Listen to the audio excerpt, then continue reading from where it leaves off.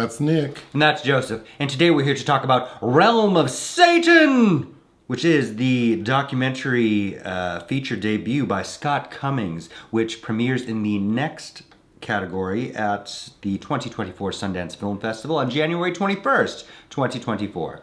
Scott Cummings? Yes. Has directed some shorts, but is best known as an editor who edited this film as well. He, I believe, is the partner of Eliza Hittman because he's edited her 3 features that felt like Love, Beach Rats, and Never, Rarely, Sometimes, Always. What is this film about? An experimental non-fiction portrait of the Church of Satan, a worldwide half-century-old religion dedicated to the celebration of carnality and individualism that takes Satan as its central figure. The film explores Satanists as they exist today, portraying their everyday lives and the magical rituals they engage in. What's your pull quote? I would say the documentary absolutely does not do any of that, but my pull quote, "Who knew? Practicing Satanism was so interminably banal." Apparently Scott Cummings, who has created a fantasy documentary where the most interesting subjects are fancy cars and Halloween store decor. Mine. If the goal is to make Satanism seem as boring as watching paint dry, success. I'm so disappointed in this movie. You know, I mean, if it's a movie, I don't know what to call it. It's not a documentary. Well, yes, because it goes into, it does fantastical things that aren't real. There is no story to tell. It's just this like 80 minutes worth of sequences. So it looks like moving pictures. So we go from scene to scene. Everything's contrived. Nothing feels candid. So that's why I don't think it's a documentary. Oh yeah, the whole thing is irrefutably staged. And we just see sort of awkward looking people who look like they went to Spirit Halloween and bought like all the devil shit. So the pentagrams and the goats and the cloaks and then we see lots of cars, goats, guns. I actually wrote that I thought this movie should be called Goats, Guns, and Luxury Automobiles. But yeah, I don't know what... I don't know what the purpose of this is. If you completely knew nothing, absolutely nothing about Satanism, I don't know what you would think of this, where these people seem like they are doing a D&D version of the Satanist group at the end of Rosemary's Baby. I was hoping this would be something subversive, like, oh, let's take the Church of Satan and normalize it. We see people living their day-to-day lives, normal, good families, good parents. Everything's fine and normal except that they worship Satan at night or something. We don't even get that. I don't know what I'm supposed to think after watching I'm unclear of where we are, how people meet or practice, except for their reconfiguration of the Lord's Prayer at the end of the film. What is the Church of Satan? We don't learn what that is. We don't, like you said, we don't know if there's like a central, like is there a building where people congregate? Is this a global sort of aspect to the Church of Satan? Because it would seem like this is a specifically white community of a particular age. Yeah, middle-aged white people. In colder climates. Yes, it opens with a quote from Anton LaVey, of course, the founder of the Church of Satan. I think the quote's dated from 1969. And you see several people that I think are styling themselves after looking like Anton LaVey. But shouldn't we know more about that man? This is a newer religion. Yeah. So it's like, it's assuming that whomever clicks play or buys a ticket is familiar, I guess. But like you said, if you know nothing... I mean, you would really just be watching a bunch of moving pictures. And also, not only is Satanism a newer religion, it is inextricable because they worship the villain that was created in Christianity. So to me, when we were talking about this, Satanism has always felt to me like it's just a diss track. It's just shout, like even what they do with the Lord's Prayer, it's just like you reconfigured something that's already in existence. So even if this wasn't something subversive, it should have at least been an exploration of, or an examination of what you just said.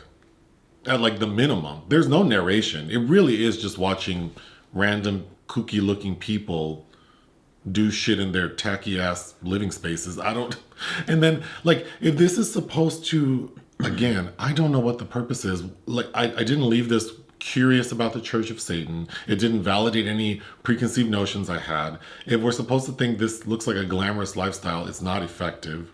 Mm-hmm. But it's also not divisive. These people aren't doing anything that's evil or So I guess that would be the everyday lives portion, except that they all look crazy as hell. It looks like if you took like the Halloween store with like the 700 Club and yeah. threw in Jan Crouch in there somewhere, and it And just like that show, it doesn't seem like anybody's winning. So I don't know why y'all wasting your time. the opening scene is we see a goat give birth, which was interesting. It's interesting. It's like, well, y'all, you're filming her. You want to give her a hand? Then we cut to a man in front of this beautiful castle cleaning his Aston Martin. So immediately I thought, oh, is this going to be about... Because when I think of like Satan and people making deals with the devil in order to get something they want, but then of course there's the ultimate price. Like maybe this was going to be a documentary about people who felt like they had done that and look at the rewards. And isn't this alluring? No, not at all. Not at all, because we see that guy and then the rest of the people look kind of sad. We see, so there's that Aston Martin. Then we see this guy in front of like a regular ass like Midwestern home, but he's driving a Ferrari. So this was like around the 30-minute or 40-minute point. So I thought, oh, maybe we're going to switch to finally getting interviews with people. Because I thought that guy was going to represent, oh, maybe he thought he sold his soul to the church so that he could have these nice things. No. Then towards the end, we get this couple with a lady singing a horrible song, horrible singer. Like death metal? No, that one lady in the red dress. Oh, gloomy sing Gloomy Sunday? Yeah. And she's singing over the track, by the way. yeah. So it looks like she and this man live in like Palm Springs in like a nice house, and we see her get into a Maserati. They pull out, and then for like 10 minutes we see the Maserati driving, and it looks like it went from like Palm Desert to like Pennsylvania to then like New York. I didn't understand. Like a car commercial. All like it almost like a car commercial for like, or not even a car commercial. It felt like a Goodyear commercial for like all season tires. I don't even understand. All seasons, all terrain. When it first started, I was thinking, oh, this has a vibe of like Ulrich Seidel's documentaries, and I was hoping it would be kind of like a response almost to his 2003 documentary Jesus, You Know, which is interviewing 6 Catholics about their religion. And even if he utilizes talking heads a little more than usual in that, Seidel has done a documentary about models and infamously animal love, where you're just watching people interact, but it's easy to tap into what's going on there because those are basic things. I need some kind of grounding point here. That's a good segue to the goat.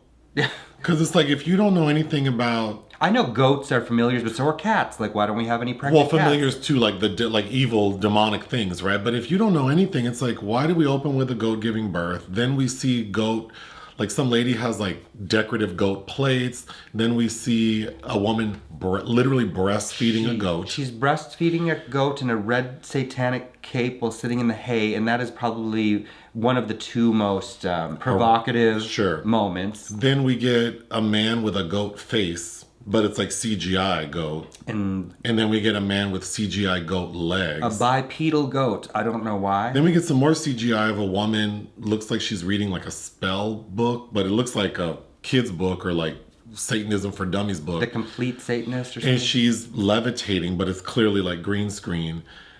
Then we get more CGI with the Maserati driving, and it does like a burnout, and we see flames coming. And then the final shot of the film is a man who we've seen previously, a disabled man in a wheelchair, struggle to get into bed. And then we see what looks like maybe his soul come out of him.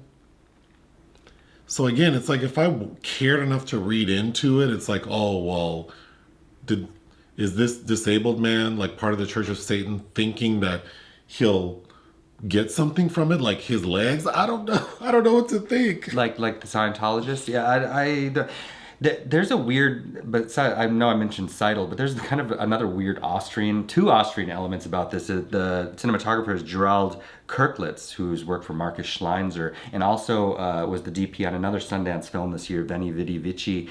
And then one of the people, I think it's a woman, because they have lots of weird tchotchkes, which probably was the most... That's what kept me going through, is looking at all the strange things. The set or whatever, the design. Star Wars sheet they're hanging outside. But this one lady has an album of Lottie Lennox, which is an Austrian singer-actress. So I feel like there's a more interesting backstory about how they chose who is even featured in this, because what we're seeing on screen is nothing.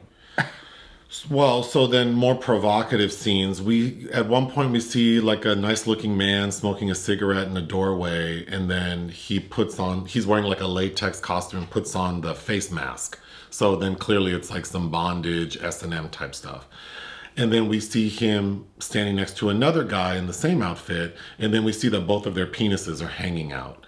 And then they walk towards like a metal bed or something, and there's a woman laying on the bed. And then she starts touching them. Her vagina's hanging out. I thought that was it felt out of place. Like, I don't even understand. Like, is this supposed to be, like...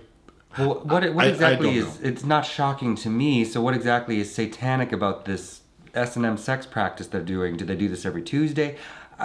What's happening here? What are we talking about now? Then we see some people in the forest voguing. Mm-hmm. Like, literally, there's, like, ball type music playing, and it looks like they're voguing. That was interesting for a minute, but then weird. Then we see an act of arson, and we're told it's the house of Netherworld. So maybe like there's a Satanist named Joe Netherworld. We get another snippet of audio from him. And someone tried to did successfully burn down his home, I guess. And then we see that someone's put up a reward for $6,666. Like, okay. You already mentioned this, but nothing really comes together until the end when we see a group of people together in their little cloaks, and they're doing like the devil's version of the Lord's Prayer, which was, I guess, the most informative part of the thing. I don't know.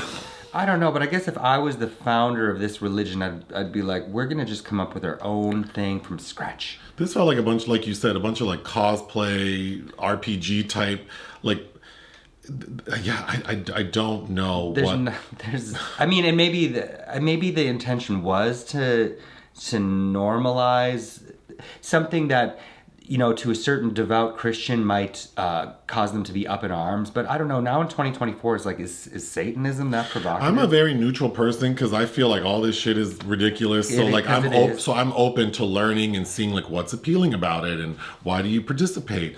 We don't get anything. I finished this film feeling like I had wasted 82 minutes. There's one man that's putting on makeup. And I thought he was going to be interesting because we see him in his kitchen putting on his like Kiss cover band makeup, and we see his wife dealing with their child, I guess, and the kid is asking if he can watch TV, and the mom is like, well, not right now, hold on. And so I was assuming, oh, maybe this is showing like how these people live normal lives and they're able to parent effectively. And no, we just see him later on standing in like a street with people walking by looking ridiculous, and no one's paying him any attention. He looked like, you need to flash a picture of Brain Guy from the Mystery Science Theater 3000 series. Oh, yeah. He looked like that. He had that kind of makeup. But then I thought, what's the purpose of showing him with his family and like normalizing this behavior, which is like, well, what behavior is this except he's putting on like Halloween makeup, and then showing him in the streets with other people walking by is he an outcast? Because literally not a soul looked back at him. Like, if anything, this felt like it should be an inspiration for someone like a Christopher Guest to make a mockumentary about a group of Satanists struggling to open a new chapter in some small town. What else do you want to say? It was just really, I don't understand the point. What would you give Realm of Satan? I guess because I feel like it fails on every level, but besides like some nice cinematography, I guess 0.5, because I just don't. It was a waste of my time. I can't think of another movie an effort, like a visual effort on my screen that I think served less of a purpose. That has somebody walking into a building that says, "For the uninvited, there's much to fear." I like Skinamarink more. I would watch Skinamarink. I would watch Skinamarink before this. Sure. So I'm giving this 0.5 out of 5. Join us on Patreon and listen to our podcast. Bye.